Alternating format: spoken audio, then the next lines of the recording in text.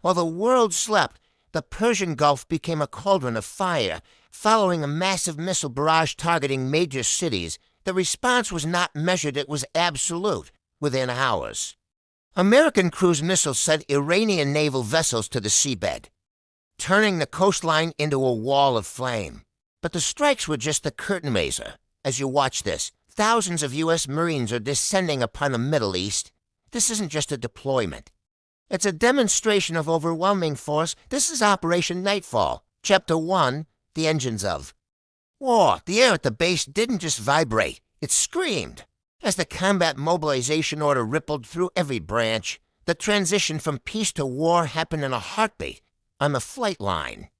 The CH-53 Sea Stallion heavy-lift helicopters stood like steel giants, their massive rotors cut through the humid air, creating a private windstorm for the ground crews below. Inside the ready rooms, the atmosphere was clinical. Pilots didn't speak much. They focused on the ritual of preparation, strapping into survival vests, checking sidearms, and sealing flight suits. Outside, the Marines were ready. Each man was a walking fortress, carrying over 90 pounds of gear, ceramic body armor, high-cut helmets, and suppressed rifles. When the signal came, they moved in silence, filing into the dark bellies of the Sea Stallions. Chapter 2, The Vertical Assault. The mission was a tactical nightmare. Establish a forward operating base within a single night, too. Do this, the Marines relied on the CH-47 Chinook, but these weren't just carrying men. Suspended beneath the fuselage was a 155mm M777 howitzer, tons of titanium and steel capable of striking targets miles away. The insertion was low and fast, flying just feet above the jagged terrain to avoid radar detection. The Chinooks reached the landing zone. The precision was surgical. The pilots hovered. The ground crew unhooked the sling, and the massive artillery piece was dropped. Before the dust even settled, the Marines were off the ramp, spreading out in a 360-degree security perimeter. Chapter 3, Ghosts in the Dark, as the sun dipped below the horizon. The real work began. The position was Rano tense, no walls, no safety. The Marines dug fighting holes, shallow trenches for protection against shrapnel.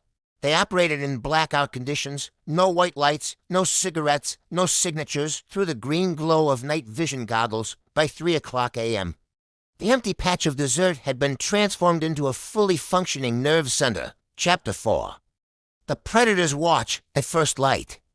The eyes of the unit took over. Sniper observer teams moved to the high ground. They set up spotting scopes and wind meters, mapping every inch of the valley. To them, distant movement is a data point if an enemy moved.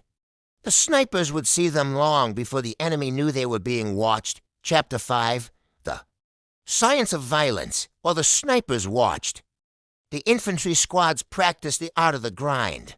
They practiced bounding over watch. One team moves while the other covers, a deadly leapfrog of suppressed fire.